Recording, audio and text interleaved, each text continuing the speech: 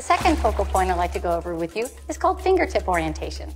So starting with that first hand-high pull-up position, setting your hands lightly on top of your box for the early vertical forearm. Notice where the fingertips are oriented. They're oriented straight forward. Now, if I was to be swimming in the water or on the ergometer, my hands would be out here, and then once again, they would be pointed straight down, or if you're in the pool, that would be the bottom of the pool. So what we're doing here is we're looking at a fingertip orientation that is straightforward. And why we do this is because this is where you have actually the most power, the most access to your power. So to demonstrate this, I've invited Tim to come back. So Tim, start up with your hands up like you're going to do a pull-up, okay? Now set your hands lightly on top of your box, and then lower down.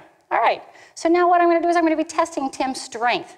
So Tim, press down right here. All right, when Tim does this, he's pretty strong right there.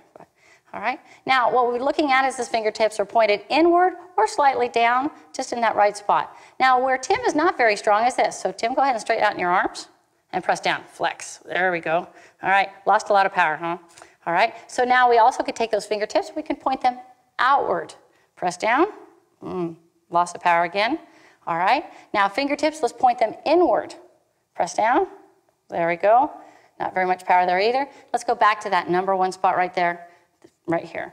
This is where you're looking at your most power. Notice also when I step away and he keeps his hands up there like that, that's the early vertical forearm that we talked about earlier. So notice the fingers are pointed towards the front, not in, not out, and not crossed over. Now, earlier we talked about the dropped arm or dropped elbow. So if Tim has his fingertips pointed forward, he's now just dropped his elbow. So now we're going to take the hand back this way. Now, one thing we have to watch out for is what happens if Tim lets his hand get in front of his elbow. This is really problematic to the upper shoulder right here, the rotator cuff. What happens here is if Tim starts his pull, he gets into this position, and he lets his hands get in front, he's going to do what's called internal rotation. Now, I'm not sure if any of you had a Ken and Barbie doll when you were a kid. I know I did. And I know that Ken and Barbie doll's arms, they went round and round, but unfortunately, Tim's does not. So if Tim gets into this pull, lets his hands get in front, he's going to be internally rotating, which could potentially tear up the rotator cuff. Okay, so now what I'm going to have Tim do is demonstrate this on the ergometer.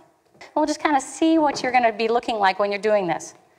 So basically, the finger point orientation is a visual cue that's going to say, look, I'm in the right place to get the most power out of my stroke. Point the fingers in, excessively so. That's not going to be getting as much power. Straight back out, way out wide. Not good. And let's just go right back to the good power, okay? Now also to demonstrate earlier, we did the dropped elbow. So we'll drop the elbow position. Now the fingertips are pointed forward.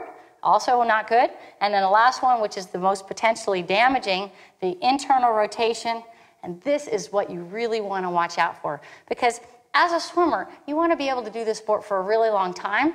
And if you tear up your rotator cuff early in your career, you're not going to be swimming when you're 99.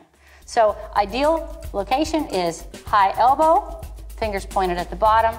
And as you bring this pull back, the armpit closes down.